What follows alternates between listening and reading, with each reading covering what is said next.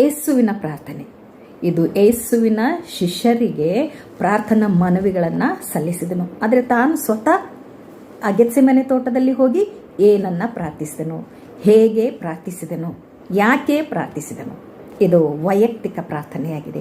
ಕರ್ತನಲ್ಲಿ ಪ್ರೀತಿಯ ದೇವಜನರೇ, ವೈಯಕ್ತಿಕ ಪ್ರಾರ್ಥನೆಯು ಎಷ್ಟು ಇಂಪಾರ್ಟೆಂಟ್ ಎನ್ನುವಂಥದ್ದನ್ನು ನಾವು ನೋಡಿಕೊಳ್ಳೋಣ. ಇಲ್ಲಿ ಆತನು ಆ ತೋಟದಲ್ಲಿ, ಗೆತ್ಸೇಮನೆ ತೋಟದಲ್ಲಿ ಹೋಗಿ ಒಬ್ಬಾತನೇ ಹೋಗಿ ದೇವರ ಮುಂದೆ ಬೋರಲ ಬಿದ್ದನು ಎಂದು ನಾವು ನೋಡ್ತೇವೆ.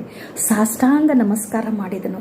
ದೇವರ ಮುಂದೆ ಹೋಗಿ ಸಾಷ್ಟಾಂಗ ನಮಸ್ಕಾರ ಮಾಡಿ ಬೋರ್ಲ ಬಿದ್ದು ನೋವಿನಿಂದ, ದುಃಖದಿಂದ, ಚಿಂತೆಯಿಂದ, ತನ್ನ ಪ್ರಾಣ ಸಾಯುವಷ್ಟು ದುಃಖಕ್ಕೆ ಕಾರಣವಾಗಿರುವುದರಿಂದ ಶೋಧನೆಗೆ ಒಳಗಾಗದ ಹಾಗೆ, ತನ್ನ ಶರೀರವನ್ನು ಬಲಪಡಿಸಿಕೊಳ್ಳುವ ಹಾಗೆ ಆತನು ದೇವರಲ್ಲಿ ಪ್ರಾರ್ಥಿಸಿದನು. ಶಿಲುಬೆಯ ಕಾರ್ಯವು ಉತ್ತಮವಾಗಿ ಮುಗಿಸುವುದಕ್ಕೆ ದೇವರಲ್ಲಿ ಆತನು ಪ್ರಾರ್ಥಿಸಿದನು. ದೇವರೇ, ನೀನು ನನಗೆ ಸಹಾಯ ಮಾಡು ಎಂದು ಆತನು ಪ್ರಾರ್ಥಿಸ್ತಾ ಇದ್ದಾನೆ. ಏನಂತ ಪ್ರಾರ್ಥಿಸಿದನು? ಬೋರ್ಲ ಬಿದ್ದು ಪ್ರಾರ್ಥಿಸಿದನು, ಸಾಷ್ಟಾಂಗ ನಮಸ್ಕಾರ ಮಾಡಿ ಪ್ರಾರ್ಥಿಸಿದನು, ದೇವರಲ್ಲಿ ಪ್ರಾರ್ಥಿಸಿದನು. ಏನಂತ ಪ್ರಾರ್ಥಿಸಿದನು? ನನ್ನ ತಂದೆಯೇ, ಸಾಧ್ಯವಾದರೆ ಈ ಪಾತ್ರೆಯನ್ನು ನನ್ನಿಂದ ತೆಗೆದು ಹಾಕು. ಪಾತ್ರೆ